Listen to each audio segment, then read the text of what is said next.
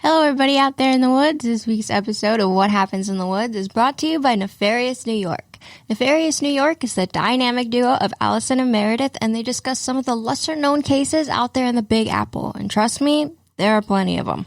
So, if you want to hear some true crime stories from the city that never sleeps, please head over to nefariousny.com and give them a listen. Bye! Hi, this is Nefarious New York. I'm Allison. And I'm Meredith. If you love true crime and want to hear less-known cases sprinkled with some famous ones that all happened in New York or are related to New York in some way, please give Nefarious New York a shot. You could check out our website at www.nefariousny.com. Obviously, you can find us on Facebook and Instagram also. We've known each other for so long. I'm just kidding. We've known each other since kindergarten, so we've got a pretty good dynamic and going on. And now we're 44, so that gives you a gauge of Speak how for yourself. You're 44 now. And you turned 44 first. Okay. But we are both 44 now. Yeah. Check us out. Yes. Give us a listen. Nefarious New York. We've known each other for so long.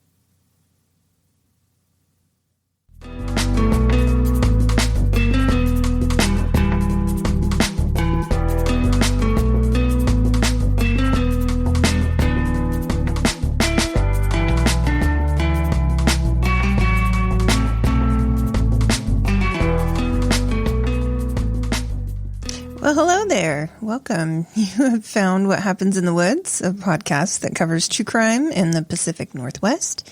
We're happy you're here. For those of you who don't know me, I'm Jessica. I'm your host. And with me is my wonderful husband, Bryce. What do you want? I knew you were going to do that. That's what are you buttering me up for? I'm just enjoying your company now that I'm out of the closet and I can sit out here in the big girl chair. Record with you. Okay. Hello. Hello. So something that kind of happened this week that was a big deal. We hit over 500 total downloads of the episodes. That happened on Friday, the same day our bonus episode was released.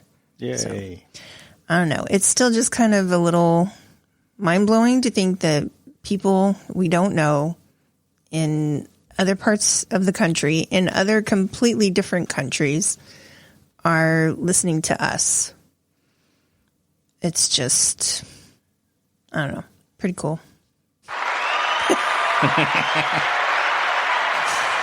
Oh, Jesus. Yes, new toys. Yes. All right, great. Okay, I got it out of the way. Thanks. You're welcome. That's awesome. All right. Okay. I was going to say I'm really happy that, what we're doing is being received well. And, that just kind of encourages me to keep doing it. Mm-hmm. So, please share us with any people that you think might want to listen to us. Any comments, reviews, they just help us as we're trying to, build this up and get ourselves out there. We're almost done with this season. And we'll come back, for season 2. I just want it to be better, bigger. Yeah. Oh, it's going to be. Challenge accepted. It will be bigger, better. Yeah. I think we'll have more of a, clear direction, and we're just getting these kinks out of the way, working things out, getting our setup together. That's been the main thing. So, yeah. I think we've settled on the setup. Yeah, we just got to implement it. So, and even in the off season, we are working on things like the Discord server. We're going to try and be more active with participants and listeners. So just watch for Instagram or our social media, even the website. We'll announce when we open up the servers. Yeah, we definitely won't be quiet. No. I don't know that you can. That I can be quiet? No. I can. There are times when it just doesn't suit my purpose to be vocal. Doesn't happen often. No. All right. Are you ready to get started? What are we talking about this week? So this episode takes us back to Bellvue, Washington. Bellvue. Bellvue. You may remember Bellvue was the town from episode 4. We discussed Atif Rafay and Sebastian Burns, who were accused of murdering Atif's family in their home. So it's kind of freaky. There's some similarities in this case. The first, obviously, being they're in the town of Bellvue. Second, both the crimes were committed by 2 young men. You will remember, if you listen to episode 4, you'll remember we kind of aren't sure whether Atif and Sebastian really committed the crimes. There really wasn't any clear evidence. There was the Mr. Big, scandal of it all. If you haven't listened, go back and listen. But definitely in this case, 2 young men, I'm pretty sure they committed these crimes.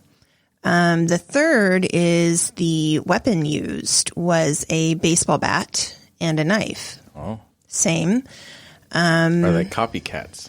Well, here's the thing. I don't know. The last is that the crime they were accused of was murdering a family.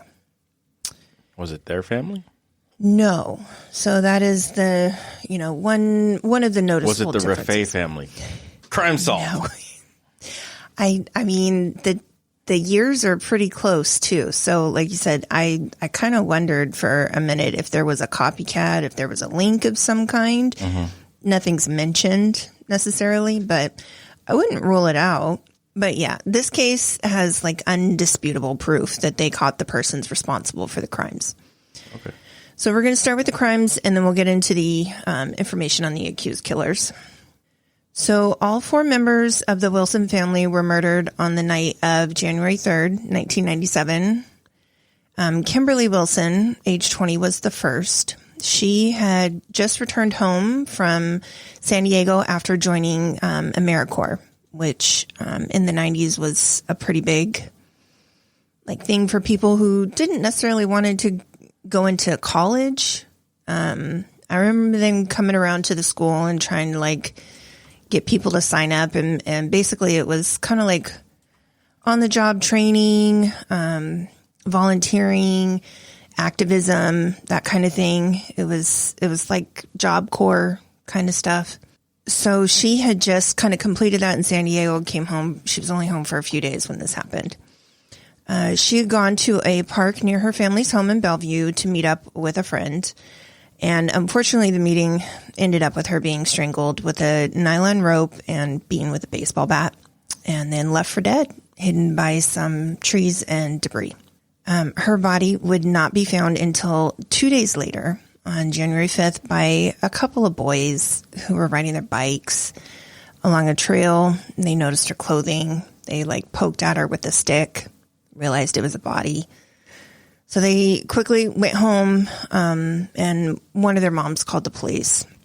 Pretty sad. It's really shitty. Kids finding dead bodies. I had a total Stand By Me moment. Yeah, pretty much. Oh, you had one personally, or are you talking about right now? No, just now. Okay. You said that, and Stand By Me, the scene flashed through my head. Sorry. I'm learning all these things. Last episode, I didn't even know about your high school. Bullshit with the student-teacher relationship. Now we're talking about dead bodies. What else are you holding out on me? Aliens? Aliens. Okay. Different podcast. I don't want to know. So investigators show up. They initially think that it's possible Kimberly committed suicide because of the way the rope was wrapped around her neck and it was frayed at one end. They're searching the area. They're trying to figure out what happened. It's just not adding up. They can't see any place where she would have, hung herself and then dropped, basically. Yeah. Nor would she have been that covered in debris and lying face down. It just didn't add up. So they find a checkbook on her that identifies her and gives the police her address. That's just a couple blocks away. When's the last time you heard of anybody carrying a checkbook on them? This is total 90s. Yeah. The detectives are kind of, when they report what happened, they're thinking that they're going to show up and have to tell her family members or whoever she's living with that they found her dead. And it's not the best trip to make to somebody's house, So mentally they're preparing themselves for that. And they get there. No lights are on at her house. It's kind of dark. It's like evening time by the time they get there. The Christmas lights are, because it's early January, Christmas lights are on. Cars are parked in the driveway. It's full. So they're thinking somebody's got to be home, but nobody's answering the door. So, gut feeling, they're like, yeah, something's just not right. They go around to the back. They find the patio door unlocked. And after knocking on that and trying to yell for people to, come and answer, one detective enters the house. Once he gets inside, shit obviously is not right. He quickly finds a bloody scene and 3 bodies upstairs. And it's confirmed that it's Kimberly's family members. So her parents, William and Rose Wilson, and then her sister, Julia Wilson, who was a senior in high school. Like Kimberly, Rose and William had also been bludgeoned horrifically, as well as stomped on and stabbed. Julia had multiple defensive wounds from trying to fight back. In the end, she was stabbed repeatedly in her upper torso, her head, her neck. Her arms were broken because she was trying to defend herself, and they're beating her with a bat. Oh. Yeah, and her face was beaten in. My God. Yeah, it was horrific. And it really does sound like the Raffay family murders. They were all beaten. There's obviously multiple blood spatters all over the place. And after they find Kimberly's family members this way, they're pretty certain that hers definitely is not a suicide. So when investigating the crime scene, they have a clear, bloody imprint of a boot that is found on the back of William Wilson, like along his upper back, so somebody stepped on him. And they find, footprints all over the house. This is kind of crucial evidence that they find because it really opens the case.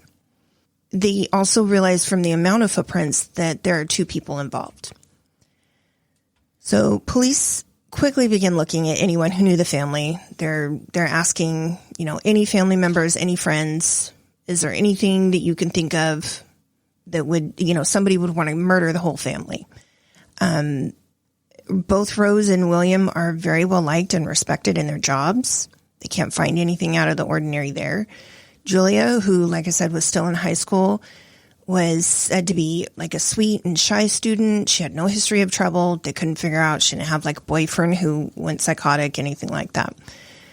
When they were talking to people who knew Kimberly, very quickly came up that some guys in her circle of friends were a little on the sketch side. So here enters our suspects, David Anderson and Alex Barani. Kimberly had known both of these guys from high school. She had kind of dated David off and on for a few years. They were both 17 years old at the time. They had dropped out of high school, and they were said to be big into the goth scene. Mm-hmm. David had pretty much been using Kimberly for money, and she had started documenting how much he owed her because she expected to be repaid. Yeah. They all kind of hung out with a goth group that was known as the Saturday Night Denny's Club, where they would go to Denny's, drink coffee, chit chat, hang out, whatever. Mm-hmm. David and Alex were also big into role playing, Dungeons and Dragons type stuff, video games. Alex was also very in, and I chuckled. It's not funny, but I chuckle. Really into the movie and the TV show Highlander, which Bryce, you and I are very familiar with, because my grandma loved to watch that. Grandma loved those movies. Oh, shit, she did. That was a regular TV show that we watched, and yeah, I'm pretty sure that movie was watched at least once a month in my house. So, yeah. She loves some Sean Connery. Yeah. Yeah. Anyways, I just kind of had to chuckle because my grandma loved that. Yeah. And to hear that this guy was, he'd wear his